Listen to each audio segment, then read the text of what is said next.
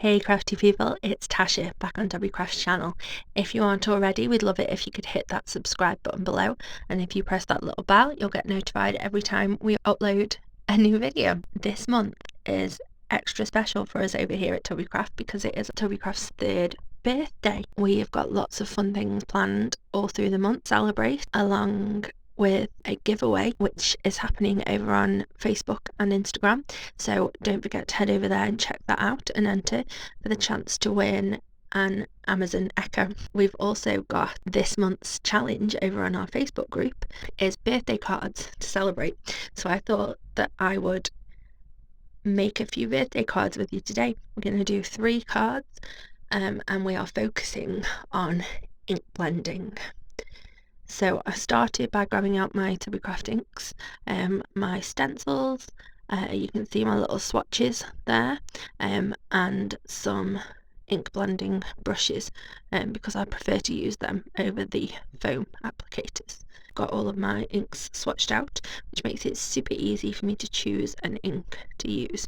So for this first card, we're going to start with a simple ombre blend. So I've got 2 inks, the aqua blue and the turquoise. I'm just going to blend the 2 of those together. So we start on the bottom or the top, I'm not sure which way around I ended up using it, but we're starting at one end, blending the turquoise on. As I said, I prefer the brushes over the foam applicators, but it's whatever you feel comfortable using. So blend it on. This is sped up quite significantly. It does take a while to blend such a large area, but you need to make sure that you start off the paper and slowly work your way on.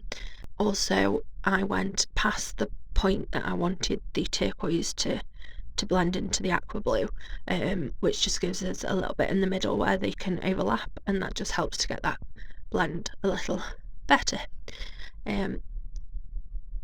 I always blend in circular motions, and you can see I'm just working my way further and further in to the page, and then we're on that centre part where I said that I wanted them to overlap to give us a nice smooth blend, and then you won't be able to see exactly where the one colour transitions into another. This is easier to do with 2 colours like this that are quite close together, but I just really like the look. Tubby Craft inks are dye based, so they will blend on, but you probably will get sort of a splotchy look at first until the ink is really dried and settled within the paper, and then that will blend out and sort of soften. So you can see, there's a few bits where maybe I've put a little bit more ink on that are a little darker because they've not quite dried fully within the paper fibres yet. Then we're going to put that to the side to dry and grab out our next one. I'm going to grab Imperial Red, Tangy Orange and Lemon Yellow. Again, chose the colours to go together using my swatches, which makes things so much easier. I'm going to use a blending brush again, but I've got different ones obviously for those colours. We're going to start by blending the 3 colours onto the paper, but only really lightly. Don't want to saturate the paper like we did with the blue. I just want a very, very light covering of the colour on. So I like to start with I've started with the yellow one end, and then I switch and add the red the other end, and then once I'm happy with how those 2 colours look, that's when I'll then grab the orange and blend that in the middle to just blend those 2 colours together. I just find that that's the easiest way to blend 3 colours. I mean, obviously they are quite close together anyway, and you would get an orange in the middle if you just overlapped the red and the yellow, but I wanted a bit more of a bright orange within the centre. So I'm not going for a perfect blend here. I only want it really, really light, and then we are going to be putting stuff over the top of it anyway. So I do go back and forth a little bit just to make sure there's no harsh lines between where the colours meet, but I'm not that fussed on making it perfect. So then I grab out my geometric stencil. I put it on top of the paper and then turn it over and tape it from the back so that I can blend over the entire of the paper. And then this is when we are going to blend it, get a really heavier blend. I did just tape the stencil down to my desk because it started to shift a little bit, so just to help me out I taped it down to the desk as well. So yeah, as I said, now is where we're going to lay down a heavier layer of ink. We put in the same ink colours over the same areas, so I am putting the Imperial Red on at the moment, and I am doing that over the top of the where we'd already put some Imperial Red already. This time, because I'd already got that background in, I just went straight in with the orange after the Imperial Red. Again, whacking on quite a bit more colour. I want it very vibrant, and then what's going to happen is that when we've finished this blend and lift the stencil up, we're going to have a really rich colour that shows us the pattern of the stencil, but the parts of the paper that the stencil was covering, they're going to have a lighter version of the same colour. So it just changes it up a little bit, so it's not just the ink onto the white paper. We've got a bit of a different look going. I just wanted to show a few different ways. I mean, I love ink blending. I find it really relaxing. I did just turn the stencil moved a little bit, so I lifted it up, put it back in place, and then turn my paper around because it was so much easier to do the yellow from that way. I don't know why I didn't just do that in the first place, but now I have. Oh, you need to make sure that you're wiping your glass mat or whatever surface you're working on before you go in with another colour, because there will be ink down. I always use my glass mat because I find that the best surface for ink blending, because you don't get any resistance from the mat. But yeah, just make sure that you wipe it off, otherwise you're going to get colour transfer when you swap between colours. Yeah, I love ink blending. I find it really relaxing, and yeah, it's good. But I know not everybody feels like that. So I also wanted to include a bit of a cheaty way to do it. You're going to get the same sort of look as ink blending, not exactly, but you're going to get the same sort of effect, but it won't take anywhere near as long. So I grabbed out the lilac purple, lavender violet and Chinese blue, and I grabbed a piece of watercolour paper this time. I used the Tim Holtz Distress paper, and I'm just grabbing my ink pads and swiping them over the paper. Again, I chose 3 colours to blend, and yeah, I just wipe them straight over the paper. I love it. I love doing some good old ink swiping. This obviously will use your ink a little quicker than if you just use it for stamping, but I really like the effect that you get.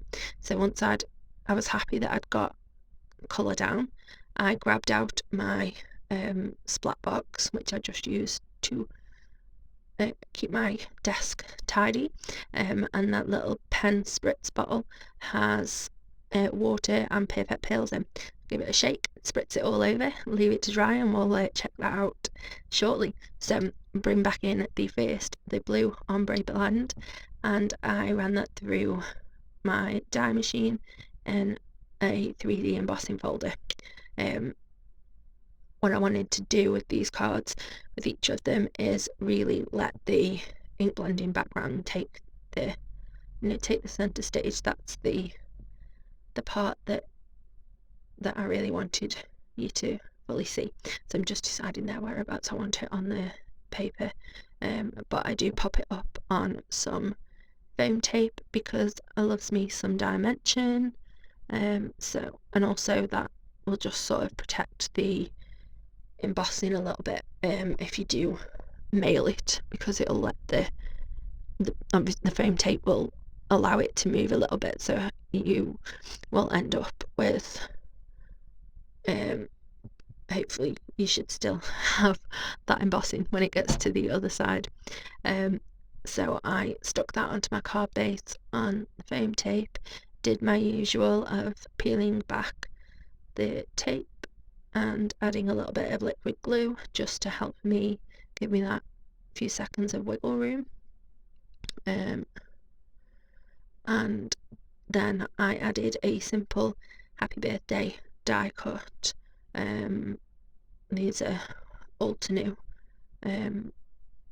sentiment die cuts in a dark metallic-y blue with some of the white that is the same as the card base behind so that you can read it. And then I grabbed out some little, they're sort of like metallic studs to embellish, and I also grabbed my Nuvo drops in white just to tie in the white of the card and of the sentiment, and just sort of bring it all together a little bit. I really like how it turned out. It's quite simple, easy to replicate, and also it's a really good masculine card. And I mean, I don't know about you, but I find masculine cards harder to create. So there's card number 1. We're going to move on to card number 2. Oh, no, we're not. No, we're going to skip straight through to card number 3. So as you can see, the water spritzing on it has blended those 3 colours together. You've still got more texture because it's watercolour paper, so it is textured, but I do quite like that you can see that texture, but it looks like you've done like a watercolour wash or something, and I just really love that, and it gives it a really nice shimmery vibe from the perfect pearls in the water. So I love it. I did the same happy birthday die cut, and then I grabbed out some little embellishment beads from Trinity Stamps. I just think those are quite cool. I like how they look. Again, this could be a masculine card easily, and obviously you can change up the colours, whatever colour you want to use, however many inks you want to use. There are so many different ways to include ink blending in your card designs, and yeah, like I said, I love it. I love ink blending, but I also love finding a little cheaty way to get the same sort of look without all of the effort, because let's face it, we don't always want to use that much effort to ink blend over a full panel. So yeah, just stick on all of those embellishments, and then we move on to card number 3, which was background number 2. I did the same die cut sentiment, and then for embellishments for this one, I used my Nuvo vintage straps, which I like. They're a matte in white, because I wanted to tie in the white on the card base and the sentiment again, but the Nuvo drops actually like sucked up some of the ink colour, so they've actually turned and they match the ink that they're on, and that wasn't my original intention, but I actually really quite like how it looks. So there's my 3 birthday card ideas to share with you. As I said, we have got lots of exciting stuff going on this month, so please stay tuned. I hope you have a lovely, happy and safe week. Stay crafty. Bye.